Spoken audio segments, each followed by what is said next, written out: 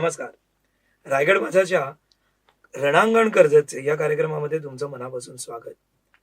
आपण पाहतो आहोत की गेले काही दिवस कर्जतमध्ये नगराध्यक्ष पदाची आणि यावेळच्या नगर परिषदेच्या निवडणुकीची रणधुमाळी सुरू आहे. आणि या रणधुमाळीसाठी जे लढत देत आहेत, थेट नगराध्यक्ष पदाची लढत महिला उमेदवारांच्या मध्ये होत आहे. आणि या लढतीकरता शिवसेना, भाजप आणि आरपीआयच्या युतीकडून, महायुतीकडून ज्या उमेदवार आहेत त्या आहेत सुवर्णा केतन जोशी. आज आपण त्यांच्याशी गप्पा मारणार आहोत. नमस्कार. सुवर्ण, मला पडलेला खरा प्रश्न असा आहे की अनेक वर्ष, गेली 20 वर्ष तुझ्या लग्नापासून मी आज ओळखतोय आणि आज नगराध्यक्ष पदाची तू उमेदवार आहेस. बरोबर. इथे बोलताना अरेतुरेत बोलावं की अहो जावत नाही, करावं, अगदी हा एक बिनधास्त छोटा प्रश्न आहे. अधिकार येतो तुमचा, अगदी अरे तुरे. सुवर्ण, मुळामध्ये राजकारणामध्ये तू उतरलीस, एक छानपैकी गृहिणी होतीस, 2 मुलं आहेत, नवरा आहे, सासू सासरे आहेत. मग ह्या राजकारणामध्ये उतरण्याचं कारण काय? सर, तसे म्हणजे जनसेवा ही ईश्वर सेवा, ही जे धडे आहेत आम्हाला लहानपणापासून, म्हणजे आजोबा पोलीस पाटील असल्यामुळे बापू अच्छा. पाटलाची नात म्हणून त्या दृष्टीने माझ्याकडे एक म्हणजे हे होतं की ओटीवरच सगळे प्रश्न, गावाचे प्रश्न सोडवले जायचे. ते बघत बघत आम्ही ते धडे घेत मोठे झालो. आईचा स्वभाव असा होता की ती नेहमीच सगळ्यांची मदत करायची, म्हणजे फक्त घरातलेच नाही तर आजूबाजूच्या लोकांची पण खूपदा ती मदत करायची. आणि ते बघता बघता तिने जे सांगितलेल्या गोष्टी होत्या, संतांच्या असतील, छत्रपती शिवाजी महाराजांच्या असतील, त्या एक प्रेरणा होती की जनसेवा केली पाहिजे. जनसेवा ही आपल्या याच्यातून कुठेतरी आपण काहीतरी देणे लागतो ह्या समाजाचं, ह्या एका प्रेरणेने. आणि जसे सासरी आले, जसे तुम्ही बोलले 20 वर्ष आधी मला कळलं की आपल्या घराजवळच आदरणीय प्रबोधनकार ठाकरेंचं वास्तव्य होतं. हो, तुमच्या मागच्याच बाजूला. त्याच्यामुळे ते महावीर पेठेमध्ये असं एक मनामध्ये कुठेतरी हे झालं की शिवसेनेचं ब्रीद वाक्य आहे, 80% समाजकारण आणि 20% राजकारण. ते कुठेतरी एक मनामध्ये रुजलं. बाळासाहेबांनी जे एक बीज लावलं होतं शिवसेनेचे प्रत्येक माणसाच्या, मराठी माणसाच्या मनामध्ये, त्याचा आज वटवृक्ष केलाय उद्धवजी ठाकरेंनी, आदरणीय आमचे पक्षप्रमुख. त्यांनी आज तो वटवृक्ष केलाय. ते त्यांचे जे नेतृत्व आहे त्याला ती एक प्रेरणा माझ्याजवळ आहे. आणि तसेच समाजकारणात तर माझे पती आधीपासूनच आहेत. माझे सासरे स्वर्गीय आनंदा काका जोशी, कर्जतचा ढाण्या वाघ म्हणून ज्यांची ओळख आहे, त्यांची कार्यप्रणाली होती, त्याला जनसेवेचं हे एक व्रत होतं. त्यांच्या जी पद्धत होती कामाची, ती आपण हा वारसा पुढे चालवायचा, हा प्रामाणिक प्रयत्न मी करत आहे. आणि त्यांच्यापासून जी घेतलेली प्रेरणा आहे ती निरंतर हे खंड पडायला नको ह्या व्रतामध्ये, याचा मी प्रयत्न करत आहे नेहमी. मग त्या वेळेला तो प्रयत्न करत असताना या वारशाचा काही उपयोग झाला का, आनंद आकाच्या आणि या सगळ्या? खूप छान. कारण त्यांच्या मनामधलं जे कर्जत आहे ते घडवण्याचा मी एक म्हणजे ध्यासच घेतला की काकांचं स्वप्न कुठेतरी पूर्ण करायचं. काका ज्या पद्धतीने जनमानसात वावरले, मला वाटतं कर्जतचे असे पहिले सरपंच असतील ते स्वार्थी नसताना, म्हणजे निस्वार्थी भावनेने ज्यांनी कर्जतचं काम केलं, जनमानसांचं काम केलं, खिच्यातले पैसे घालून. तुम्हाला सगळं माहिती आहे सर की त्यांनी ज्या पद्धतीने निस्वार्थीने भावनेने काम केलं ना, तेच मला करायचं आहे. त्यासाठी मी राजकारणात म्हणणार नाही, मी समाजकारणात उतरले. पण इथे एक मला प्रश्न विचारायचा आहे. तो प्रश्न असा की मयूर जोशी म्हणजे आनंद काकाचा मुलगा, बरोबर हा जिल्हा अधिकारी आहे युवा सेनेचा, बरोबर. आणि तुम्हाला याच्यामध्ये नगराध्यक्ष पदासाठीची उमेदवारी दिली. आता मग उद्या समजा नगराध्यक्ष म्हणून निवडून आल्यानंतर मग तुम्ही ते ऐकणार की कसं जाणार? सर, म्हणजे मोठी माणसं असतात, अनुभवी माणसं असतात, प्रत्येक जण सल्ला देणार, पण शेवटी निर्णय माझा असणार आहे. प्रत्येक आता जर पद माझ्याकडे असणार आहे, नगरसेविका म्हणून जेव्हा मी काम केलं ना, तेव्हाही सगळ्यांचं मी ऐकत होती. पण म्हणजे 10-100 लोकांचं जर चांगलं होत असेल तर 5 जणांचं कुठेतरी आपण ते पण समजून घेतलं पाहिजे की 100 जणांचं चांगलं होतंय, 5 जण दुखावले जात आहेत, पण निर्णय हा जनहिताचा असला पाहिजे. जनहितासाठी आपण काम करतोय. कुठलंही प्रशासनाचं काम असू दे की कुठलंही काम असू दे, लोक माझ्याकडे समस्या घेऊन येत आहेत. त्यांनी माझ्यावर एक विश्वास दाखवलाय. 5 वर्षाचं माझं जे काम आहे त्याच्यावर जे म्हणजे एक त्या विश्वासाला कुठे तडा नको जायला, मी तो सार्थ करण्याचा, त्याच्यासाठी मी खूप प्रयत्नांची पराकाष्ठा करते. हा मागचा जो निवडणुकीचा अनुभव होता, 5 वर्षाच्या बरोबर. नगरसेवक पदाचा अनुभव होता, मागच्या वेळेला सर्वाधिक मतांनी तू जिंकली होतीस. हो. तो सगळा अनुभव कसा होता 5 वर्षांचा? खूप छान सर. हा प्रश्न मला म्हणजे कुठेतरी एक मांडायचं होतं मला की मी कुठलंही काम करताना मी आधी स्वतःला प्रश्न विचारते की मी हे करू शकते का, की कोणीतरी सांगितलं म्हणून करण्यापेक्षा मी आधी अभ्यास करते त्या गोष्टीचा. मला जर असं वाटलं की मी हे करूच शकते तरच मी पुढे जाते. आणि मला नुसतं बोलून दाखवायला आवडत नाही, मला करून दाखवायला आवडतं. मी 5 वर्षापूर्वी पूर्ण माझ्या वॉर्डचा आधी अभ्यास केला. जिथे जिथे प्रॉब्लेम्स होते ते सगळे प्रॉब्लेम्स मला सॉल्व्ह करता येतील अशी आशा मला मनात आली. आणि मग मी अगदी बिंदासपणे इथे उतरले आणि लोकांनी पण मला सर्वाधिक मताधिक्याने निवडून दिलं. त्याचे तर मी अगदी ऋणी आहे त्या लोकांचे, की मला त्यांनी खूप असं विश्वास माझ्यावर दाखवला. त्याच्यामध्ये पहिली समस्या होती आपली मच्छी मार्केटचा रस्ता. दलदलमय असायचा, अगदी पावसाळ्यात तर हाल व्हायचे लोकांचे. तिथं आता खासदार निधीतून फंड उपलब्ध झाल्यामुळे छान रस्ता, सुस्थितीत रस्ता आहे. आणि दुसरं होतं ते आपलं हुतात्मा स्मारकाचं. इतकी वाईट अवस्था होती आमराईमधलं, इतकी वाईट अवस्था होती. हे मी नगरसेविका व्हायच्या आधी बघितलं होतं आणि मला ते कुठेतरी बदलायचं होतं. मी तिथे म्हणजे पहिल्याच मीटिंग मध्ये त्याचा पाठपुरावा केला आणि मी त्या स्मारकाचा कायापालट करण्याचा माझ्या परीने प्रयत्न केला आणि यशस्वी पाठपुरावा होता तो. आणि त्याच्या आजूबाजूचं पण अजून बरंच करण्याचा मानस आहे माझा, ते मी करण्याचा प्रयत्न करते आहे. दगडेआळी सारखा परिसर होता जिथे अगदी दुर्लक्षित होता, जायला यायला रस्ता नव्हता, गटारांवरनं लोकांना जायला लागायचं. तो आता तुम्ही बघाल ना तर तिथून छान चेकर्स लावलेत, गटार पूर्ण झाकली गेली आहे. त्याच्यामुळे डासांचा आणि ते दुर्गंधी जी होती तो प्रश्न सॉल्व्ह झाला आहे. हे जे आधी बघितलेले समस्या होत्या ना त्या मला वाटतं माझ्या कारकिर्दीत 5 वर्षाच्या कारकिर्दीत मी पूर्ण करण्याचा प्रयत्न केलाय. आणि हे करत असताना सुद्धा अनेक समस्या लोक माझ्याकडे घेऊन यायचे. आणि ते कचऱ्याची असू दे, डेंग्यूची लागण असू दे, तिथे मी स्वतः जायची सर. की मला माहिती आहे, मी स्वतः सायन्स स्टुडंट आहे, तिथे तो का काय झालाय. शिकलात तुम्ही? मी बीएससी डिफार्म झाली आहे सर. डी-फार्म म्हणजे मेडिसिन. हो, तर हेल्थशी रिलेटेड मला आरोग्याचे प्रश्न सॉल्व्ह करायला खूप आवडतं. डेंग्यूची असेल, कावीळची साथ असेल, त्या संबंधित अधिकाऱ्यांना मी लगेच भेटायची की बाबा पाण्यामध्ये काहीतरी गडबड आहे का बघा, कावीळची साथ का होते, डेंग्यूच्या याच्यामध्ये सुद्धा तो मच्छर तिथे आहे का त्या प्रभागामध्ये, तुम्ही जाऊन बघा ते का झालंय तिथे, तो निर्मूलन व्हायला पाहिजे. आणि याच्यामध्ये मला सगळ्या अधिकाऱ्यांनी खूप चांगले मदत केली आणि तिथे जाऊन तो प्रॉब्लेम आम्ही लगेच सॉल्व्ह करायचो. वैयक्तिक त्या पेशंटला भेटायचो, त्याला काही लागणारी मदत ती करायचो.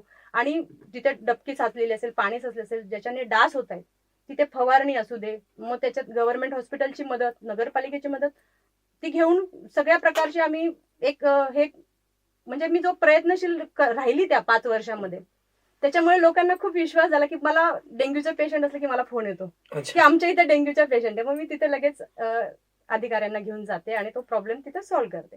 असे विविध प्रॉब्लेम येत गेले आणि मी ते सॉल्व्ह करत गेले आणि मग माझा एक विश्वास वाढत गेला आणि लोकांचा माझ्यावर विश्वास झाला की मी हे काहीतरी करू शकते पुढे. त्याच्यासाठी मी नेहमीच प्रयत्नशील राहील आणि मला वाटतं ते करत राहायला पाहिजे.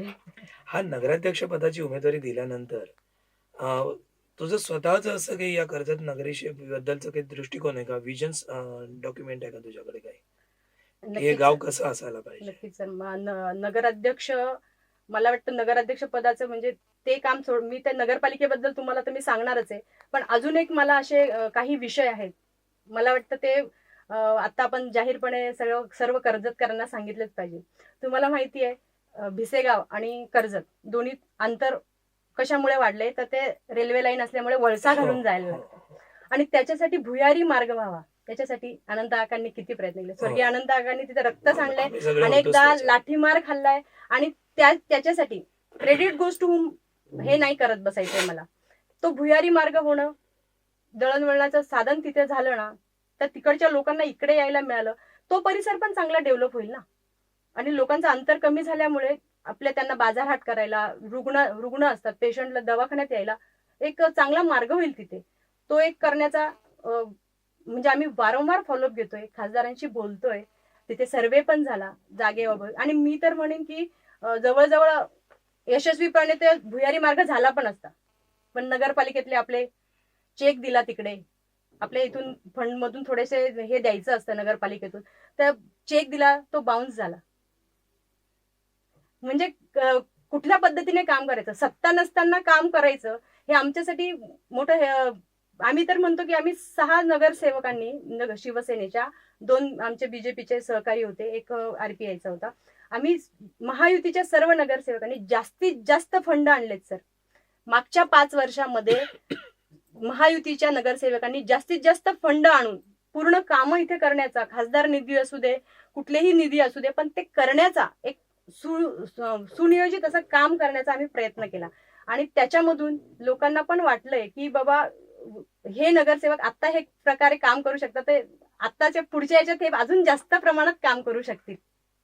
त्याचा एक कुठेतरी त्यांना विश्वास तयार झालाय. मग तुझ्या स्वप्नातलं कर्जत कसं आहे? म्हणजे नगराध्यक्ष झाल्यानंतर तू काय करणार? विजन डॉक्युमेंट काय तुझं? पहिले तर आपली जे मोठी मोठी गटार आहेत ज्याच्यामुळे दुर्गंधी आणि आपलं सुंदर कर्जत गलिच्छ दिसतं, ते गटारांची भुयारी योजना गटारे म्हणजे आपली जे ड्रेनेज सिस्टीम आहे ती अंडरग्राऊंड व्हायला पाहिजे. नंतर वायरी ज्या लोंबकळतात, मला वाटतं ते एक मोठी समस्या आहे की त्याच्यामुळे पोल्समध्ये रस्ते करताना ज्यांनी व्यवस्थित ते पोल बाजूला केले असते, त्यांना व्यवस्थित जागा दिल्या असत्या, तर ते अडथळे येतात ना, ते ट्रॅफिक होते त्याच्यामुळे. मध्येच आहेत पोल, काही पोल निघाले नाहीयेत आणि काही पोलची अवस्था तर इतकी बिकट आहे की कधी पडतील सांगू नाही शकत. तर ते राहायलाच नको. एक अंडरग्राऊंड केबलिंग म्हणजे वायरिंग केलं ना, तर मला वाटतं तो पण एक प्रॉब्लेम सॉल्व्ह होईल. सुंदर कर्जत दिसेल. आता तर सुंदर आहे, अजून ते जास्त सुंदर दिसेल. जिथे मिळेल तिथे मला झाडी लावायची, हिरवगार कर्जत करायचंय. या कर्जतमध्ये लोक बाहेरून येतात फिरण्यासाठी की इथे त्यांना आकर्षित करतं कर्जत, की कुठूनही आले लोक ना, की त्यांना म्हणजे छान धबधबे असतात. पण इथे आपण बघितलं, येणाऱ्या लोकांना दिशादर्शक फलक नाहीयेत, ट्रॅफिकची मोठी समस्या होते, पार्किंगची समस्या होते. तर तो ज्वलंत प्रश्न आहे. पार्किंगची समस्या सगळ्यात मोठी व्यापारपेठ आपल्या कर्जतमध्ये आहे. हा. अभिमानाची गोष्ट आहे आपल्यासाठी. व्यापारी वर्गांचे जे ट्रान्सपोर्टचे जे ट्रक्स येतात, ते बंदूक लावणार कुठे गाड्या? काहीतरी शेड्यूल बनवा ना तुम्ही, वेळेचं नियोजन करा, त्यानुसार त्यांना जागा द्या, बघा ट्रॅफिकची समस्या सुटते की नाही. ती कशा पद्धतीने योजना आहे मनामध्ये? मला वाटतं फक्त टाइम प्लॅनिंग केलं ना, की ह्या वेळेला तुम्ही इथे ट्रक लावू शकता, किंवा एक जागा दिली, प्रॉपर पार्किंगची जागा दिली, प्लेस दिली, फलक लावले, तर व्यवस्थित प्लॅन होईल सगळं. नगर परिषदेकडे स्वतःच्या जागा आहेत का? नगर परिषदेकडे स्वतःच्या जागा आहेत, पण अमराईचं तुम्ही बघितलं ते नगर, क्रीडांगण आहे. हा, पण ते वेळ आल्यानंतर म्हणजे फक्त भूमिपूजन करून हे करून तिथं ते नाट्यगृहाचा तर काही उपयोग होत नाही. आपल्याकडे एवढे महान कलाकार, पहिले नटसम्राट आपले गणपतराव जोशी, हा. आणि आपल्या कर्जत मध्ये नाट्यगृहाची ही अवस्था आहे. तो कायापालट व्हायला पाहिजे. स्पोर्ट्स क्लब व्हायला पाहिजे. किती चांगले खेळाडू आहेत आपल्याकडे. रणजीमध्ये मला वाटतं तुम्ही आणि तुमचे बाकीचे सहकारी चांगले क्रिकेट खेळायचे. हो, अगदी खरं आहे ते. तर त्यांना पण काहीतरी मिळायला पाहिजे होतं ना, की ते कुठेतरी मिळत नाहीये. स्पोर्ट्स क्लब आपल्या इथे चांगला व्हायलाच पाहिजे. त्या दृष्टीने आपण प्रयत्न करायला पाहिजे की आपण निधी आम्ही कुठूनही अवेलेबल, आता जसे आम्ही बोलले तुम्हाला की विरोधात असून सुद्धा आम्ही जास्तीत जास्त निधी आणून इथे काम करण्याचा यशस्वी प्रयत्न केला आहे.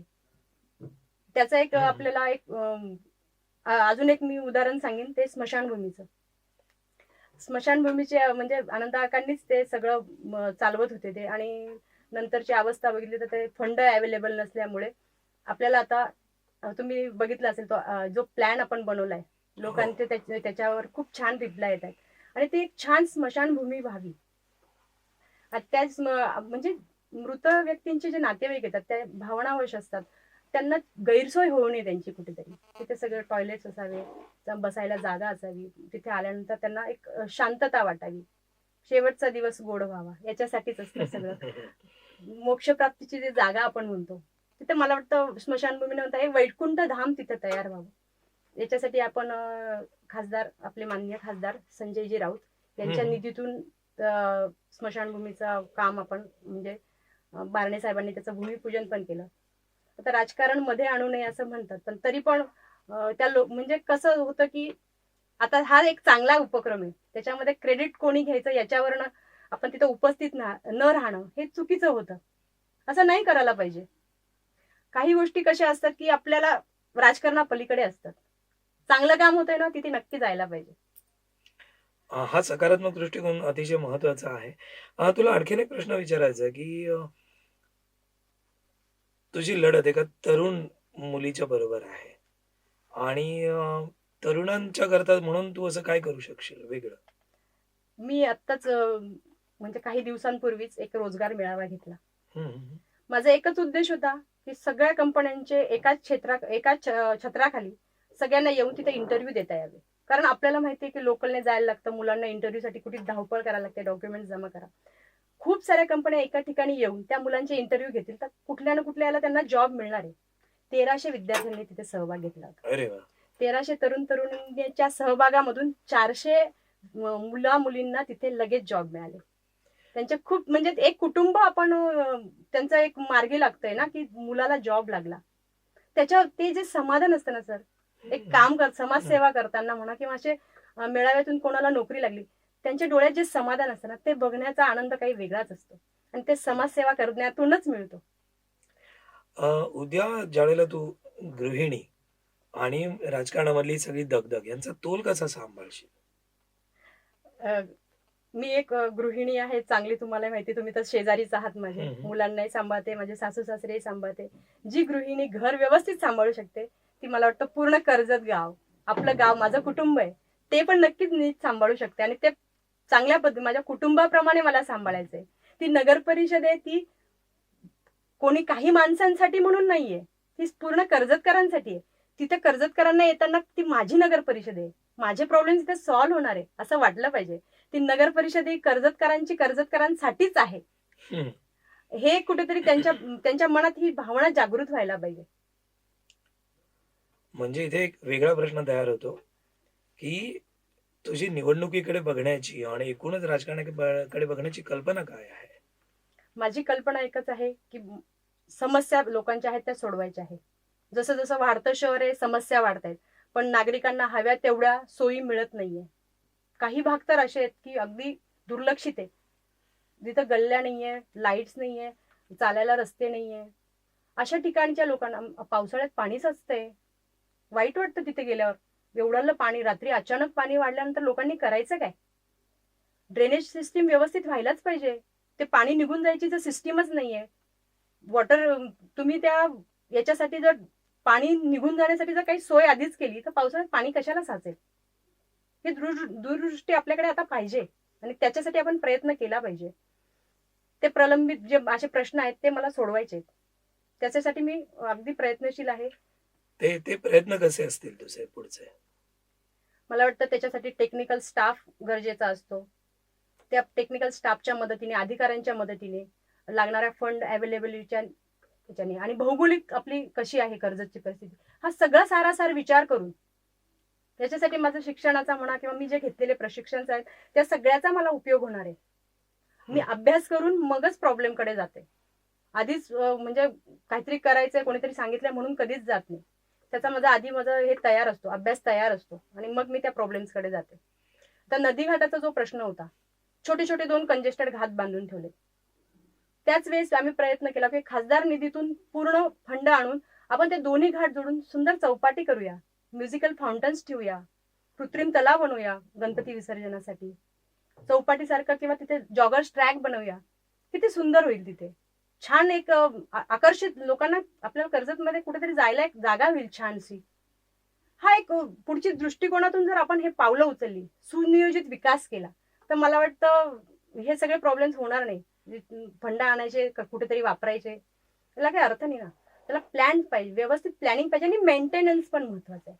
नुसतं करणं, नुसतं बांधून ठेवायचं नाट्यगृह, त्याला मेंटेनन्स नाही, काय नाही, ते वापरत नाही, पडलंय ना तसंच, उपयोग नाहीये ना त्याचा काही. अगदी अगदी खरं आहे ते. तुझ्या समोरचे असे आदर्श कोणते आहेत? माझ्या समोरचे आदर्श मी मगाशीच सांगितल्याप्रमाणे बाळासाहेब ठाकरे आहेत, आपले माननीय उद्धवजी ठाकरे आहेत पक्षप्रमुख, ते ज्या पद्धतीने काम करतात. आदित्यजी ठाकरे वडिलांच्या खांद्याला खांदा लावून ते आज काम करत असतात. एवढ्या म्हणजे कुठलं पद मिळेल ह्या अपेक्षेने नाही करत ते शेतकऱ्यांपर्यंत असू दे, कुठल्याही तळागाळातल्या प्रश्नांपर्यंत असू दे, ते स्वतः जातात, जातीने ते स्वतःला म्हणजे त्यांनी झोकून दिलंय. त्यांचं वय असं आहे की ते दुसरं काहीही करू शकत होते, पण ते नाही, त्यांना ते समाजसेवेची त्यांच्याकडे पण एक ते बाळकडूच आहे. त्या पद्धतीनेच ते राजकारणात ते काम करत असतात. आणि आपले लोकमान्य टिळक, मी शेंगा खाल्ल्या नाही, मी टरफलं उचलणार नाही, मी अन्याय कधीच सहन करणार नाही, लोकांवर होत असलेला अन्याय मी कधीच सहन करणार नाही, मला तो सहन होणार नाही. त्यांचा प्रश्न पैसा आहे त्यांच्यासाठी वापरा, तुम्ही जे खर्च करताय हे काही तुमच्या खिशातले नाहीये. हा पैसा लोकांचा आहे. हा लोकांसाठीच वापरला गेला पाहिजे. रस्ते करता तुम्ही, तिथे इंजिनियर उभा नसतो, ठेकेदार रस्ता करतो, निकृष्ट दर्जाचे रस्ते. किती वेळा मी तो फॉलोअप घेतलाय त्या रस्त्यासाठी. आपला श्रीराम पुलापासून आमराईतून महावीर पेठ, बाजारपेठ, तो रस्ता बघितलाय. त्याच्यासाठी मी गेली 5 वर्ष भांडते की तो रस्ता, अरे ती मधली पट्टी फुटली आहे, दोन्ही बाजूने तो रस्ता खड्ड्यामुळे झालाय. कॉन्क्रीटचा रस्ता म्हणेल त्याला कोणी? कॉन्क्रीटचे रस्ते केले. नाही, धड रस्ते, धड लाईटचा प्रश्न आहे, पाण्याचा प्रश्न आहे. पाण्याचा प्रश्न तर किती मोठा आहे. पूर्ण कर्जत मध्ये समप्रमाणात पाण्याचा कुठल्या समाज याच्याने पाणी येत नाही, प्रेशरने पाणी येत नाही. मोठा प्रश्न आहे हा. तुम्हालाही माहिती की युती सरकारमधून 100% अनुदानात आपली पाणी योजना, ती आज किती तोट्यात आहे. का? तिच्याकडे त्या गोष्टीकडे नियोजित हेच नाही, कारभारच नाहीये. मी 1000 वेळा प्रश्न मांडून तो जल अभियंता आता नियुक्त झाला. तुम्हाला माहितीये सर, सर्वाधिक प्रश्न पण मीच विचारते. पूर्ण नगर परिषदेच्या सर्वसाधारण सभेत प्रश्न क्रमांक 2 हा निरंक यायचा, निरंक. अच्छा. तर निरंकाला मी छेद दिला. मी प्रश्नांचे लेटर घेऊन जायची, म्हणजे पाठवून द्यायची, आणि तो तास व्हायचा. म्हणजे सगळ्यांना माहिती असं प्रश्न क्रमांक 2 म्हणजे जोशी मॅडमचे प्रश्न. आणि ते इतके प्रश्न, त्याच्यातले मी जवळजवळ 250 ते 300 प्रश्नांमधले 150 प्रश्न मी सॉल्व्ह केले पाठपुरावा करून. थोडस लायटर वेनकडे असे प्रश्न केतनला पण विचारतेस का? अनेक प्रश्न असतात, विचारते पण मी ते. आणि योग्य मार्गदर्शन मिळत असेल तर तिथे नक्कीच प्रश्न विचारले गेले पाहिजे. आणि मग त्या प्रश्नांचा पाठपुरावा त्याच्याकडे कसा होतो? मला वाटतं त्यांच्याकडे सगळेच उत्तर आधीच असतात. प्रत्येक नवऱ्याकडे त्याच्या स्वतःची बाजू सांभाळणारी उत्तर असतात. आता आपण शेवटच्या टप्प्याकडे जाऊया की उद्या निवडणूक झाली, समजा तुम्ही निवडून आलात, तर निवडून आल्यानंतरचा पहिला निर्णय कोणता असेल? पहिला निर्णय असेल माझा तो मी तुम्हाला आताच सांगितलं, तो की भुयारी योजनेसाठी मी फॉलोअप घेणार आहे आपल्या. आणि दुसरं असेल ते पूर्ण अंडरग्राऊंड ड्रेनेज सिस्टीम, त्याच्यावर STP प्लॅन बसवणार. आणि नागरिकांना आवाहन करणार की जेवढे बिल्डिंग्स मधले लाईट आहेत ते तुम्ही सोलर सिस्टीमवर अप्लाय करा, म्हणजे जेणेकरून इको फ्रेंडली पण राहील आणि आपल्याला एक चांगलं विजेचं पण नियोजन चांगलं करता येईल. आणि महत्वाचं सगळ्यात करणारे ते म्हणजे जे आपल्या नेहमी पाण्याचा जो प्रॉब्लेम आहे, त्या पाण्याच्या प्रॉब्लेम मध्ये कसं होतंय की वंजारवाडीत जर लाईट नसली तर पाणी पुरवठा होत नाही. पाणी पुरवठा झाला नाही म्हणजे सगळ्या महिलांना कासावीस होतात. रोज मला फोन येत असतात की आज पाणी आलं नाहीये. तिथे काहीतरी करायला पाहिजे. सगळ्यात मोठा माझा निर्णय असेल तो हाच की मी तिथे 24 तास लाईट राहील याच्यासाठी प्रयत्न करेन. फिडर असू दे, किंवा काकांनी पण मध्ये प्रयत्न केला होता, तुम्हाला माहिती असेल. टाटा पॉवर साठी त्यांच्याकडून वीज मागितली होती की तिथे आम्हाला वीज द्या, पाणी उपसा होतं तिथे. तो पण एक चांगला प्रयत्न होईल. किंवा फिडर लावूया, जनसेट लावूया, खासदारांच्या माध्यमातून असू दे, मुख्यमंत्र्यांच्या माध्यमातून असू दे, कुठून तरी कर्जतकरांची गैरसोय टळू दे, समप्रमाणात पाणी येऊ दे, झोनिंग होऊ दे. हा माझा सगळ्यात पहिला डिसिजन असेल की मी लोकांना अगदी चांगल्या प्रेशरने पाणी आणि तिथे कायम असणारी वीज पुरवणार. हा मी पहिला हे संकल्प करणार. वा. आता या निमित्ताने तुम्ही तुमच्या मतदारांना इथे आवाहन करावं असं मी विनंती करेन. कर्जतकर अतिशय सुज्ञ आहेत. कर्जतकरांना म्हणजे आता हे ते योग्य न्याय करणारच आहेत. पण मी एकच सांगेन, ह्या गावची सून म्हणून, लेक म्हणून, सुनियोजित कारभार, सुनियोजित विकास करण्यासाठी आणि पारदर्शी कारभार करण्यासाठी लागणारं सुशासन आणण्यासाठी कर्जतकरांनी मला वाटतं मला निवडून द्यावे. सुवर्ण, तू आज इथे आलीस. रायगड माझा अभिमानाचा नवपर्व याच्यामध्ये रणांगण कर्जतच्या या कार्यक्रमामध्ये तू तुझे विचार मांडलेस. तुला मनापासून धन्यवाद.